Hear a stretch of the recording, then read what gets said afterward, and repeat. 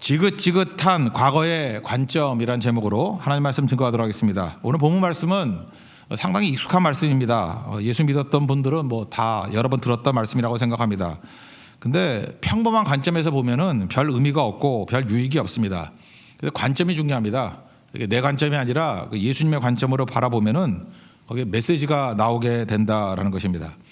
예를 들어서 관점이 얼마나 중요하냐 뭐 이런 겁니다. 우리 일전에도 한번 살폈죠. 인생의 성장의 3단계를 논할 때 산타클로스로 설명할 수 있다고.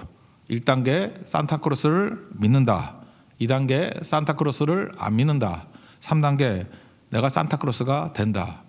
먼저 1단계, 2단계 차이점은 무엇입니까? 산타클로스를 믿는다. 어렸을 때 믿죠. 그러니까 순진하다 그런 뜻이고, 산타클로스를 안 믿는다. 이거 무슨 뜻입니까?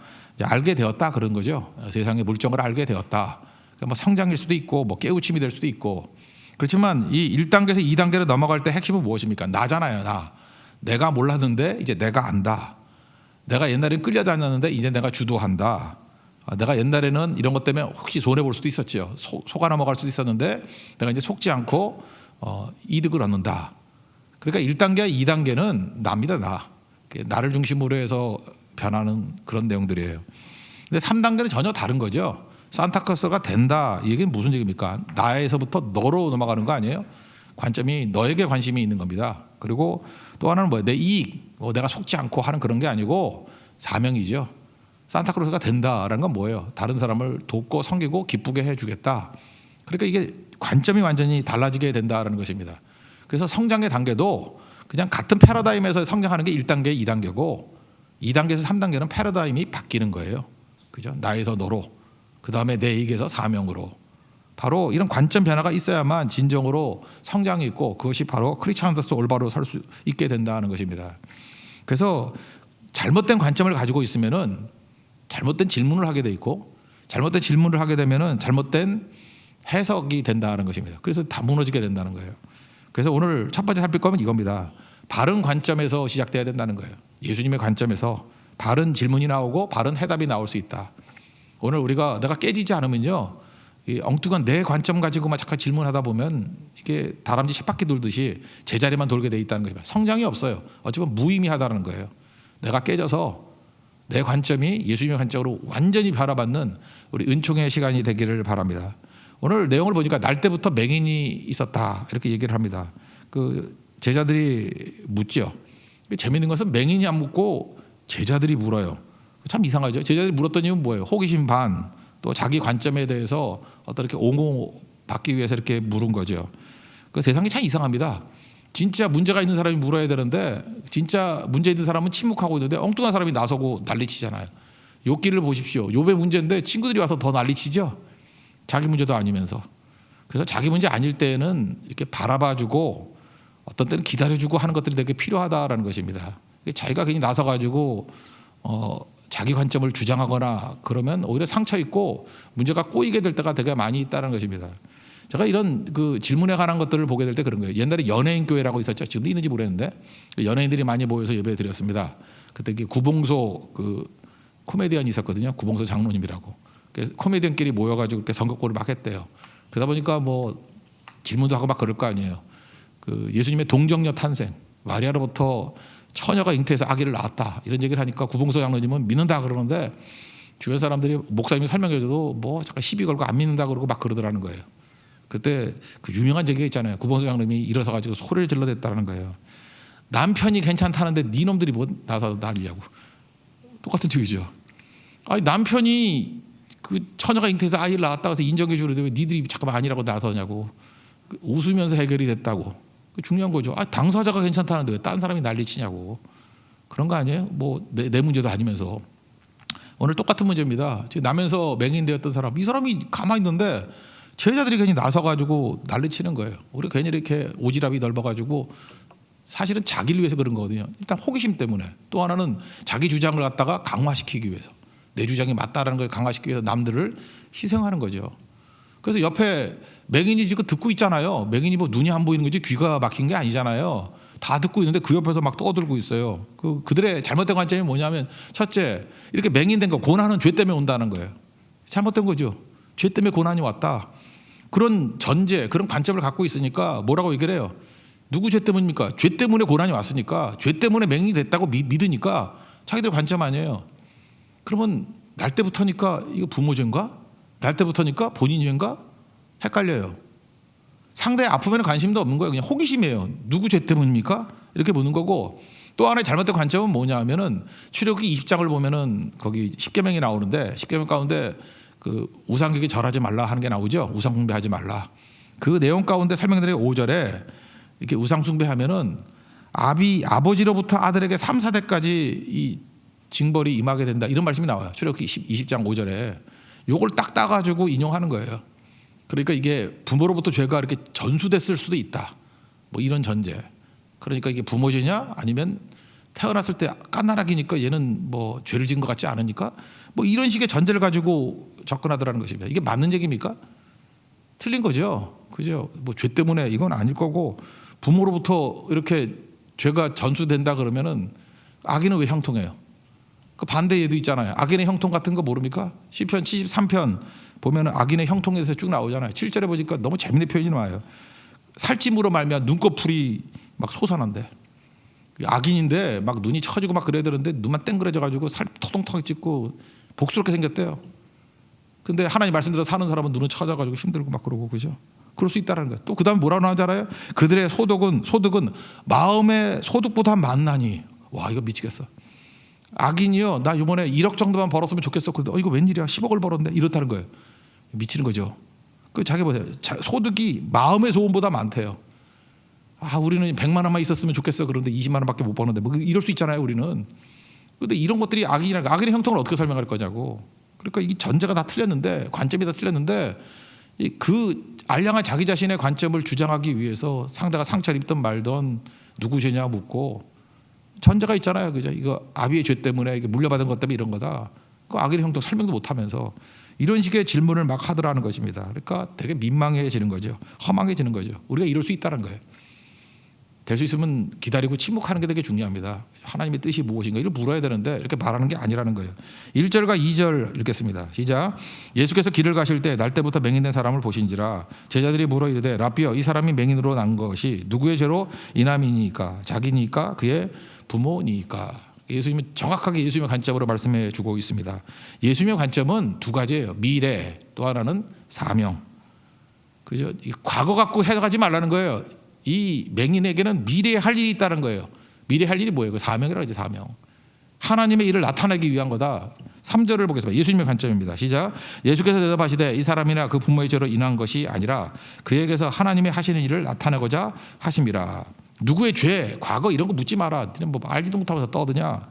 하나님의 하신 일을 나타내고자 하는 것이다. 미래적인 거다. 사명적인 거다. 이게 뭐 한마디로 뭐예요? 하나님의 영광을 나타내기 위한 것이다. 그런 뜻이죠. 지금 이들은 착각을 하는 게 뭐냐면 우리 인생의 목적과 그 다음에 소모품, 수단을 구분을 못하는 거예요. 누누이 얘기하죠. 소모품이 뭐예요? 시간이 소모품이에요. 우리 인생이 70이고 강건해도 80이에요. 우리에게 주어진 시간이 있어요. 시간이 소모품. 또 하나가 돈이 소모품. 하나님께서 우리에게 돈을 주셨어요. 많이 주신 사람도 있고 적게 주신 사람도 있고. 하여튼 그 소모하는 거예요. 소모하고 가는 거예요. 또 하나가 뭐예요? 고난이 소모품. 고난 총량 불변의 법칙 그랬잖아요. 우리 모든 인간에게 주어진 고난이 있어. 고난 어디 쓰고 사느냐 그거예요. 똑같은 거예요. 시간, 돈, 고난 다 쓰고 사는 거예요. 날 위해서 시간 쓰고 날 위해서 돈 쓰고 날 위해서 내가 뭐 하다가 고난 당하고 집에서 살다 끝나는 인생이에요. 근데 똑같이 주어진 소모품들을 사명 위해서 쓴다 그러면 사명 위해서 돈 쓸 수 있죠. 사명 위해서 시간 쓸 수 있죠. 사명 위해서 고난 당할 수 있죠. 그죠? 은혜의 복음, 내게 주어진 하나님의 은혜의 복음을 전함을 마치려면 내 생명조차 조금 더 귀한 것을 여기지 않는다. 그 고난 넘어서서 생명까지 다 바치잖아요. 소모품이라는 뜻 아니에요? 바울은 그렇게 살아가잖아요. 그러니까 예수님께서 지금 말씀하고 있는 게 뭐냐 하면 사명이 중요한 거야. 미래가 중요한 거야. 이걸 미래로 풀어야지. 그러니까 이 사람은 지금 맹인 됐으니까 뭐예요? 자기 삶의 상당 부분이 이미 고난으로 시작되는 거죠. 그럴 수도 있죠. 뭐 다른 걸로 하나님이 채워줄 수도 있어요. 고난이 많을 수도 있고. 인생은 소모품이라니까요. 근데 우리는 지금 착각에 빠지는 게 뭐냐 하면 돈 많이 벌었대. 그거 소모품인데 다 쓰지도 못하면은 그거 괜히 쓸데없이 많이 받은 거 아니야. 귀찮기만 한 거지. 그렇지 않아요? 시간도 주어진 거예요. 시간 가지고 사명 이루는 게 목표 아니에요? 고난도 사명 이루는 게 목표 아니냐고. 근데 얼마나 사람들이 어리석은지 소모품으로 준 걸 가지고 그걸 자랑하고 있어. 그걸 복이라 그래. 소모품 좀 적게 받고 그래도 사명 이룬다 그러면 훌륭한 사람 아니에요? 병참 지원이 없이도 뭐 뜻을 이뤘다 그러면 훌륭하다 그러지. 그거를 반대로 병참 지원은 엄청나게 많았는데 시간도 엄청 주어졌고 돈도 엄청 주어졌고 고난도 엄청 줬는데 전부 다 지가 죄짓고 뭐 난리치고 하느라고 다 써버리고 한다 그러면 그건 어리석은 인생, 망하는 인생 아닙니까? 예수님께서 그걸 보여주고 있잖아요. 그래 맹인을 놓고 왜 이런 소리를 할 수 있냐는 거예요. 말이 안 되는 거지. 하나님께서 지금 이 상태를 주셨습니다. 이 사람의 미래는 뭡니까? 이 사람의 사명이 뭡니까? 닉 부이치치 같은 사람 보세요. 사직 없이 태어나서도 그 사람이 지금 고난을 소모하고 있잖아요. 어떻게 소모해요? 하나님의 사명을 위해서. 거의 뭐 600만 되는 사람들을 예수님께 돌이켰다면서요. 그렇다면 그거보다 큰 사명이 어디 있어요? 여러분 지금 뭐 건강하신 분들 얼마나 일을 했어요? 그걸 사명 이루는 거 아니에요. 미래적으로 사명적으로 파악하는 거 아닙니까? 예수님의 시각은 그거 아니에요. 하나님의 일을 나타내고자 하는 거라고. 여러분 인생도 마찬가지입니다. 어떻게 인생을 해석하셔야 돼요? 하나님의 일을 나타내기 위해서, 사명 위해서 미래적으로 설명할 줄 알아야 된다라는 것입니다. 시간도 소모품이라는 거 4절 5절에 나오잖아요. 즉 낮이라고. 낮에는 일할 때가 있다고. 밤이 되면 일 못한다고. 무슨 얘기예요? 시간도 소모품이라는 거 아니에요? 예수님 전할 수 있을 때 이 땅에서만 전할 수 있는 거예요. 세상에 비친 예수님을 지금은 세상의 빛인데 이제 전할 수 없는 시기가 온다고. 그 부자 나사로 보세요. 지옥 가면 뭐 복음 들어봐야 뭐 할까 끝난 거지. 그러니까 소모품이라니까요. 제한적인 거예요. 돈도 그렇고 시간도 그렇고 고난도 그렇고. 여긴 돈 빼놓고 두 가지 다 나오네. 시간 얘기 나오고 날 때부터 맹이니까 고난 얘기 나오고. 그죠? 또 돈도 있잖아요. 돈까지 포함된다고. 이거 다 소모해가지고 미래적인 사명 이루는 것. 그게 우리 인생이 돼야 된다. 그게 예수님 메시지예요. 4절 5절 시간에 가는 거니까 한번 읽어봅시다. 시작. 때가 아직 낮음에 나를 보내신 일을 우리가 해야 하리라. 밤이 오리니 그때는 아무도 일할 수 없느니라. 내가 세상에 있는 동안에는 세상의 빛이로라. 그러니까 예수님 증거할 때도 제한적인 시간이라는 거예요. 그러니까 시간이 있을 때 전하라. 돈 있을 때 돈 가지고 사용해라. 그리고 전할 수 있을 때 고난 예수님 증거하는 데 다 사용해라. 그 그리스도의 남은 고난을 내 육체에 채우노라 하는 골로새 1장의 말씀의 내용 아니에요? 1장 24절. 그죠? 내 육체에 채운다고. 복음 증거하면서 당하는 고난을 기쁘게 감당하겠다. 그 예수님의 시각은 이거라고요. 그러니까 미래적이고 사명적이다. 그걸 우리에게 말해주고 있다라는 것입니다. 그래서 사도 바울도 뭐 거의 같은 얘기 하지 않았습니까? 빌립보서 3장에서 그 표들 향하여 나오잖아요. 뒤에 있는 것은 잊어버리고 그죠? 앞에 있는 것을 잡으려고 과거는 다 잊어버리고 표들 향하여 달려간다 이런 표현 쓰잖아요. 그러니까 이것도 내용이 뭐예요? 미래적인 거고 또 하나는 사명적인 거고. 그러니까 하나님의 관점, 예수님의 관점은 미래적인 거고 사명적인 거. 그러니까 나 자신을 해석할 때 미래적인 것과 사명적인 게 아니라 그러면 그거는 잘못된 해석입니다. 잘못된 관점이에요. 그러니까 잘못된 관점은 잘못된 질문을 낳고 잘못된 질문은 잘못된 해석을 낳는다는 거예요. 헛수고예요, 헛수고. 하나마나 그런 거죠. 저는 마귀가 우리로 하여금 미래를 꺾어버리고 사명을 꺾어버리는 일을 많이 한다고 생각합니다. 그중에 하나가 뭐냐면 지금 많은 사람들이 그래요. 요즘에 한 10년 전, 20년 전에 쓰지도 않았던 말 막 쓰는 게 뭔지 알아요? 트라우마라는 말을 진짜 많이 쓰는 것 같아요. 트라우마. 트라우마가 너무너무 많이 써. 그냥 뭐 걸핏하면 트라우마. 뭐 그렇게 잘난 인생인지 트라우마. 뭐 상처. 원래 부인 죽었을 때 상처라 그래요. 근데 뭐 온갖 사람들이 다 상처 입었대. 상처, 트라우마. 제 생각은 그래요. 이게 참 훌륭하신 분이기도 하지만 우리 기독교 안에만 축소해서 하면 놓고 생각해봅시다. 1990년대 우리나라에 소개된 책이 하나 있어요. 두란노 서원에서 소개한 건데 상한 감정의 치유. 데비 시멘즈라고. 이 책이 아주 공전의 히트를 쳤습니다. 상한 감정의 치유. 그래서 전부 다 상한 감정의 치유를 받아야만 온전한 인생을 산다는 거야. 그래서 상한 감정 놔두고는 뛰면 안 된다는 거예요. 그러니까 이게 뭐야? 심리학적으로 접근한 거죠. 상한 감정이죠. 심리학과 기독교가 만난 거예요. 그래서 감정 치유를 받아야 된다. 그래서 교회 청년들이 그때 많이 모였었는데 청년의 한 3분의 1 정도는요. 장래 꿈이 뭐냐 그러면 기독교 상담가 되는 거예요. 여기도 아마 우리 3호 또래들이 되게 많았어. 아주 개나 소나 다 기독교 상담가 되겠다고. 그 또래들. 그래서 진짜 아까운 인재들이 전부 다 기독교 상담한다고 다 들어가요. 상담은커녕 가정도 화목을 못 시키고 있어 지금. 하여튼간에 그러고 있는데 기독교 상담 엄청 공부했어요. 공부. 그래서 상한 감정 치유, 트라우마 치유, 상처 치유. 이게 뭐 다 이해는 돼요. 워낙 상처가 많은 인생들이었으니까. 근데 그게 사실은 독약같이 작용된 게 뭐냐면 미래를 향해서 나가지 못하고 과거에 묻게 만드는 그런 함정에 빠지게 됐다고 저는 생각해요.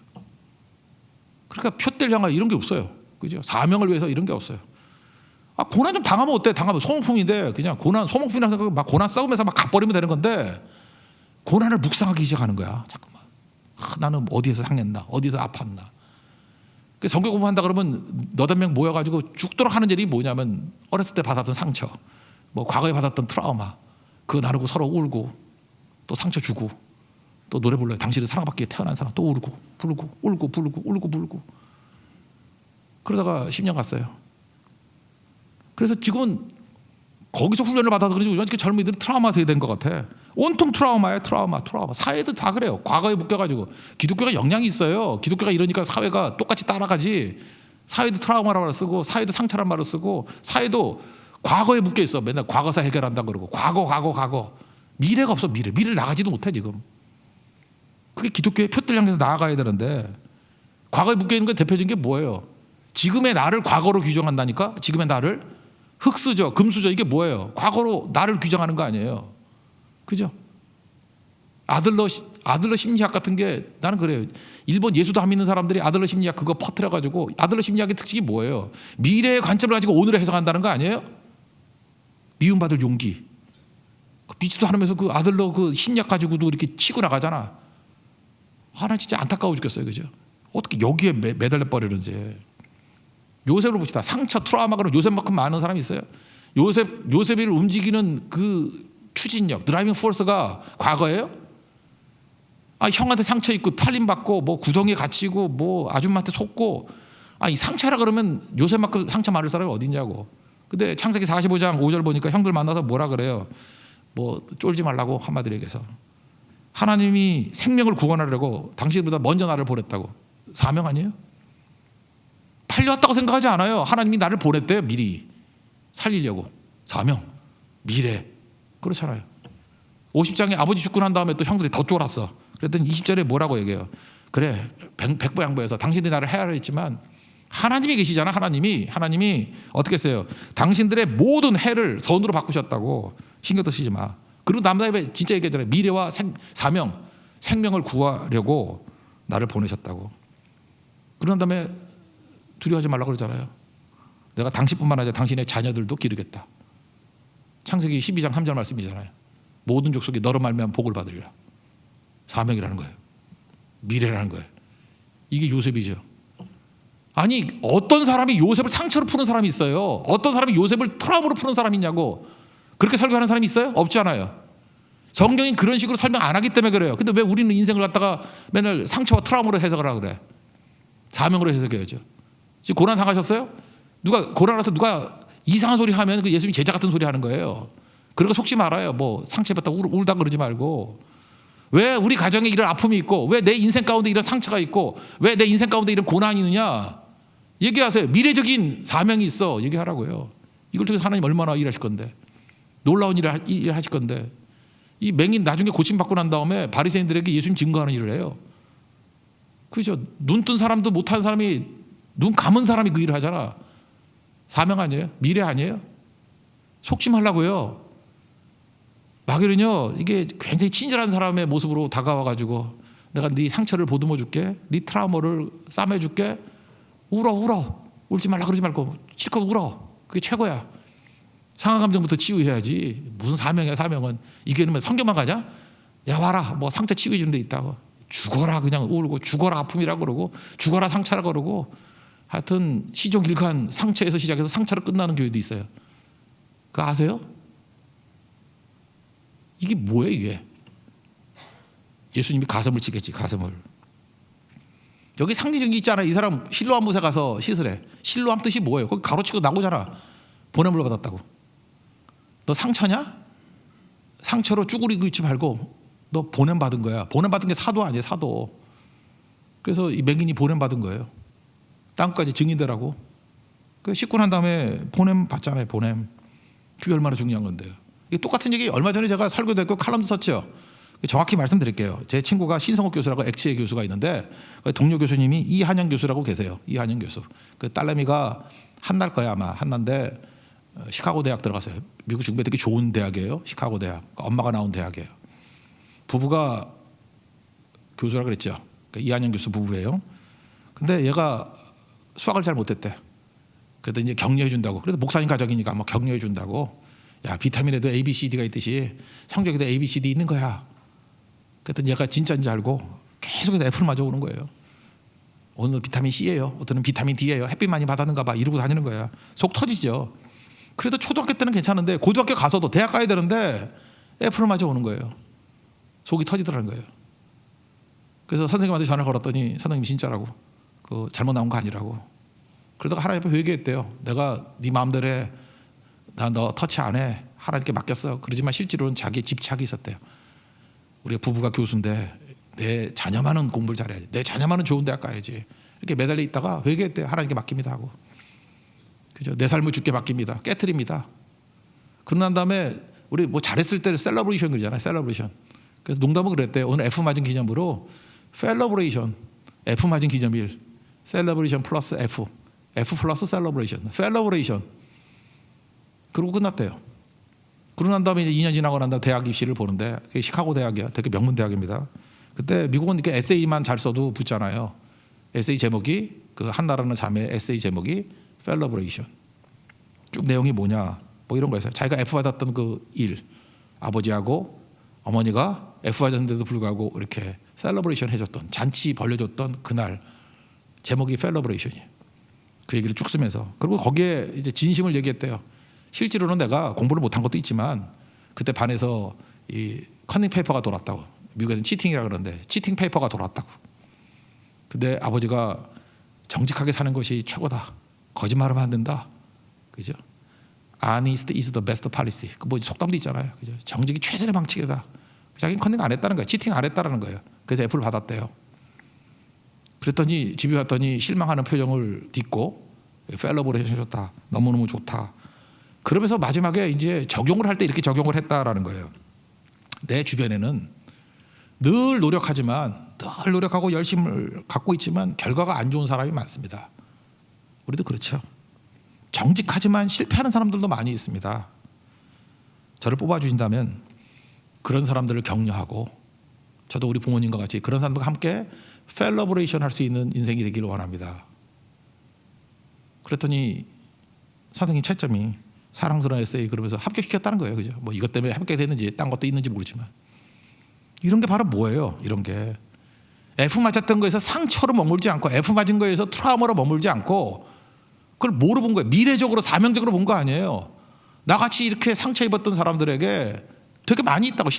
열심히 했지만 실패하는 사람, 정직했지만 넘어진 사람도 많이 있는데 그들을 격려하고 나도 그들과 함께 펠러브레이션 하면서 내가 일어났듯이 같이 이렇게 세우기를 원합니다. 이게 지도자 아니에요? 이게 크리스찬 아니에요? 다른 사람들도 같이 복받게 만드는 게 우리 사명 아니에요? 핵심은 뭐예요? 자기 F를 미래로 봤다는 거예요. 자기 F를 사명으로 봤다는 거예요. 이게 지금 요한복음 9장에 나오는 예수님의 시각하고 다를 게 뭐가 있습니까? 일어선 거죠. 여러분 삶에서도 여러분의 마이 스토리가 나야 돼요. This is my story. This is my song. 이것이 나의 간증이요. 이것이 나의 찬송일세. 내 이야기가 나오는 것. 스토리가 있어야 돼요. 마이 스토리. 요한복음 9장을요. 마이 스토리로 재해석하십시오. 이건 9장을 읽으면 안 되고 여러분의 이야기로 읽을 줄 아는 그 모습이 있어야 된다는 것입니다. 이게 예수님 관점이에요. 세상은 죄로 읽어요. 정죄를 읽어요. 과거에 묶여 있다고. 예수님은 우리를 풀어주십니다.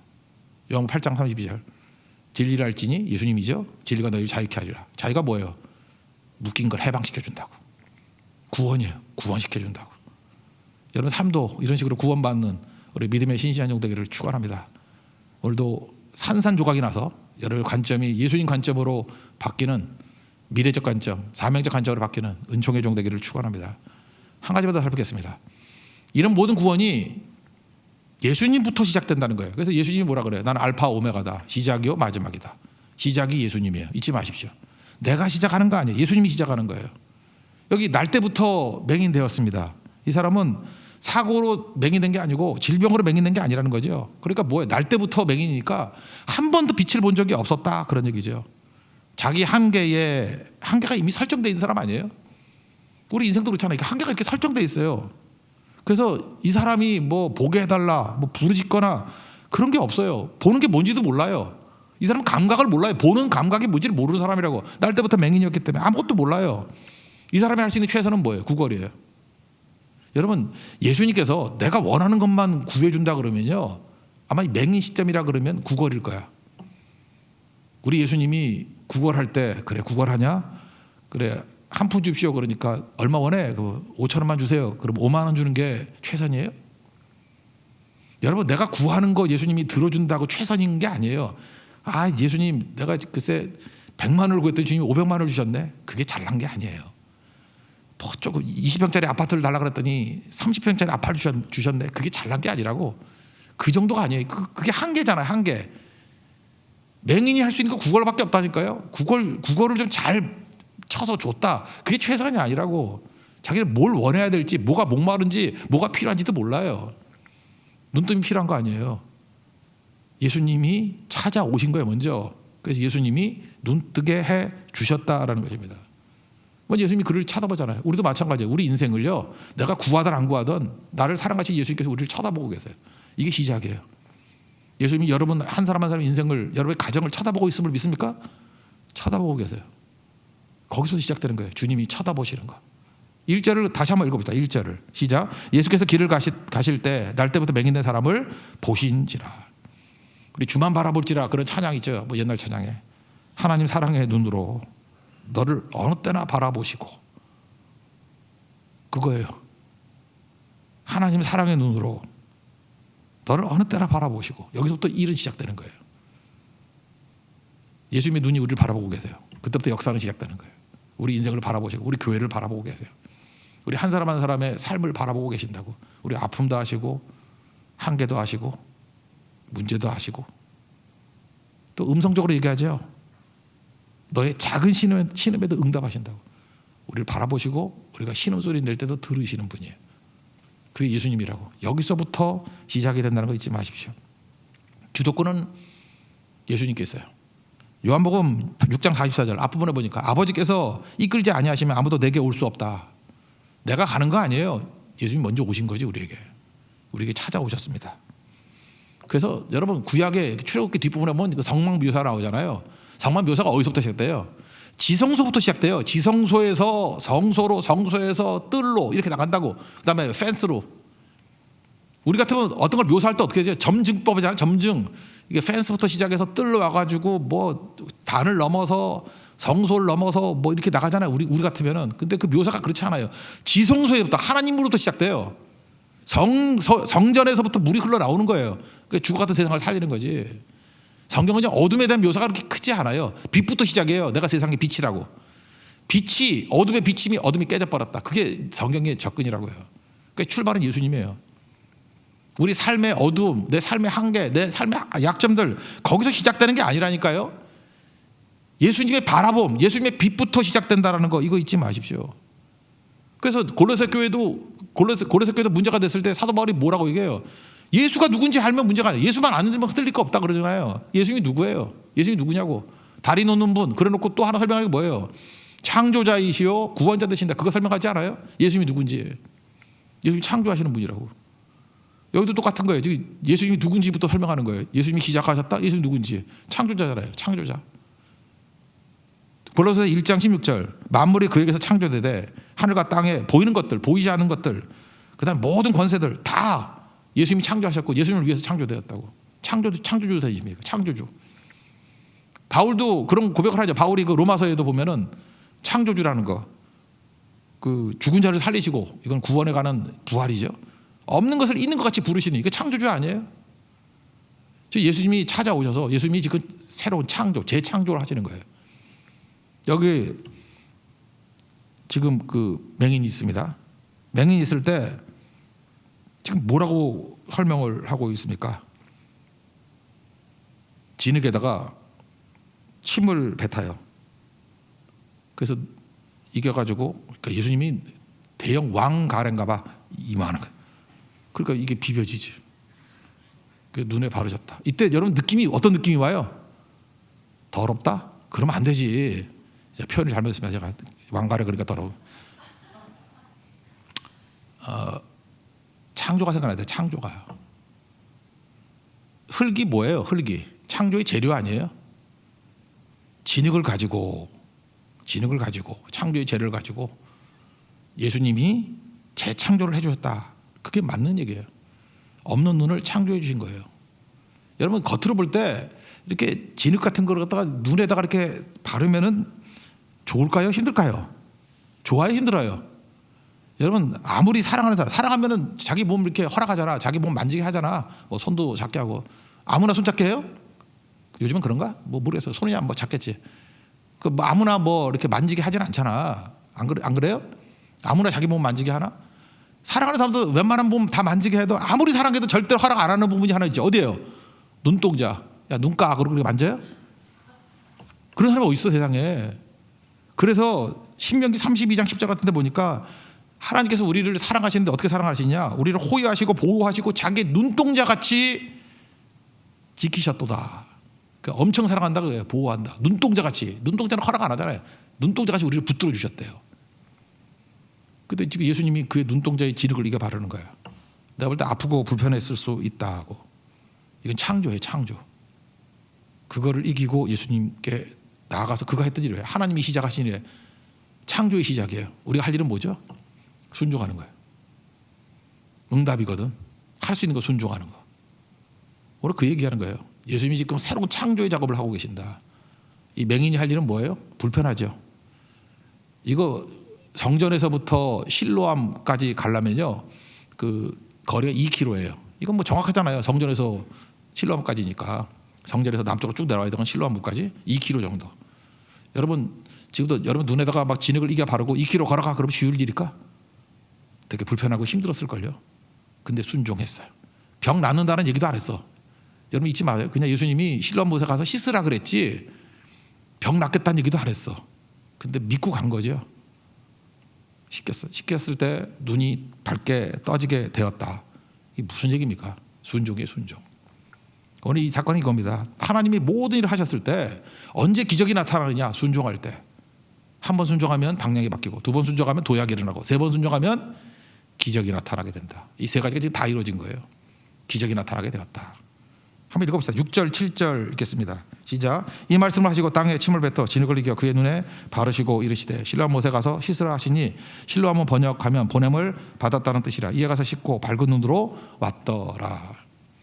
지금도 마찬가지입니다. 교회가 할 일이 뭐냐 하면요, 예수님께서 우리를 바라보시고 난 다음에 예수님의 뜨거운 사랑으로 우리에게 말씀하십니다. 재창조의 역사를 버리도록 이끌어 주신다라는 거예요. 그래서 이사야 43장 그 18절 19절을 보니까 뭐라 그래요? 그 이전 일을 기억하지 말고, 똑같은 얘기죠. 과거 다 없애버리고 상처 트라우마 이런 거 아니고 옛날 일을 생각하지 마라. 과거에 묶이지 마라. 내가 새 일을 행하리니 미래적이다, 사명적이다. 내가 말할 때 순종하면 어떤 일이 벌어진다는 거예요. 내가 알지 못하는 일을 벌이겠다고. 광야의 길을 사막의 강을 내리니. 누구도 본 적이 없는 찬양 나오잖아요, 그죠? 광야의 길을 사막의 강을 열겠다. 이건 기도했을 때 응답받는다는 그 정도의 얘기가 아니라 하나님 말씀하셨을 때 우리가 순종으로서의 기도예요. 신뢰로서의 기도. 그럼 하나님께서 이런 놀라운 일들을 이루게 하신다. 그런 말씀이라는 거예요. 요한복음 2장 5절에 우리 지금 요한복음 살피고 있으니까 가나의 혼인자에서 예수님이 뭐라 그래요? 예수님 어머니가 무슨 말씀을 하든지 그대로 하라. 순종이죠. 예수님 말씀하다 순종하면은 이런 어마어마한 일들이 벌어진다는 것입니다. 기도도요, 내 속에는 욕심 가지고 자가 발전해서 기도하는 게 아니라 기도는 이렇게 하는 거예요. 하나님이 말씀하시는 거예요. 새벽마다 수요일마다 이렇게 여러분 나오셔서 말씀을 들어야 돼요. 할 수 있는 건 순종해 버리십시오. 그럼 기적 나타나요. 할 수 없는 분들 있죠. 신뢰하는 거예요. 할 수 없는 신뢰하니까 그걸 기도하는 거죠. 말씀 듣고 기도하는 거예요. 그럼 우리가 상상도 못했던 일들이 막 벌어져요. 어떤 일이 벌어져요? 광야의 길, 사막의 강이 흐르는 일들. 이게 하나님의 놀라운 일이라는 거예요. 이 사람 눈뜨면서 끝난 줄 알았습니다. 이 13절 이후 보면은 사명이 있고 더 큰 일을 한다는 거예요. 이 하나님께서 이루시는 일이라는 것입니다. 이 일을 이룰 수 있는 믿음의 정도이길 바랍니다. 이 뒷부분에 어떻게 변화가 되는지 이제 심는 얘기가 나와요. 우리 그랬죠. 가는 곳마다 예배를 심자고 그럼 기적이 나타나요. 기도를 심자고 그럼 기적이 나타나요. 여러분 제가 있잖아요. 두 사람이 모여서 가정 예배, 디아스포라 예배 드릴 수 있으면 순종하라고. 예배를 심는 곳에 단을 쌓는 곳에 기적이 나타나요. 그럼 그거 못하면 혼자서 뭐 할 수 있어요? 기도는 심을 수 있잖아요. 이거 허락 안 받고. 예배를 심을 수 없는 곳에 기도는 심을 수 있잖아요. 그러면 거기서 놀라운 역사가 나타난다고. 기도를 심자, 예배를 심자. 똑같아요. 여기 지금 어둠 가운데 예수님이 빛을 심었잖아요. 눈 뜨게 되고 이 사람이 가는 곳마다 복음이 흐르잖아요. 넘쳐 흐르잖아요. 놀라운 일들이 벌어지게 되더라. 그 말씀입니다. 읽고 마치겠습니다. 8절부터 12절까지 읽겠습니다. 시작. 이웃 사람들과 전에 그가 거리는 것을 보았던 사람들이되 이는 앉아서 구걸하던 자가 아니냐. 어떤 사람은 그 사람이라 하며 어떤 사람은 아니라 그와 비슷하다 하거늘 자기 말은 내가 그라 하니 그들이 묻되 그러면 내 눈이 어떻게 떠졌느냐. 대답하되 예수라 하는 그 사람이 인위록을 이겨 내 눈에 바르고 나더러 실로암에 가서 씻으라 하기에 가서 씻었더니 보게 되었느라. 순종. 그들이 이르되 그가 어디 있느냐 이르되 알지 못하느라 하니라. 하나님 앞에서 이룰 수 있는 주의 종 되기를 바랍니다. 우리 두 가지입니다. 내 관점은 호기심, 뭐 내 주장, 그 뒷받침하려고 그러는 거. 그 뒷받침해서 뭐 할 거예요, 그걸? 깨져야 됩니다. 철저히 깨지고 난 다음에 예수님의 관점, 미래적, 사명적이에요. 미래적, 사명적. 그거 붙들어야 된다는 것입니다. 이 모든 것 누가 시작해요? 예수님이 시작하신다고요. 우리 할 일이 뭐예요? 순종하는 거예요. 순종하면 우리가 상상도 못했던 내 문제 가지고도 헉헉대던 인생들이 기적을 행합니다. 광야 같은 세상에 길을 만들고요. 사막같이 메마른 곳에 강이 흐르게 만드는 놀라운 은혜의 역사가 있게 된다라는 것입니다. 그 길 걸어갈 수 있는 믿음의 종 되기를 축원합니다. 우리에게 표대가 있습니다. 달려가는 인생 되기를 바랍니다. 자리에서 일어나겠습니다. 표대를 향하여 찬양하겠습니다.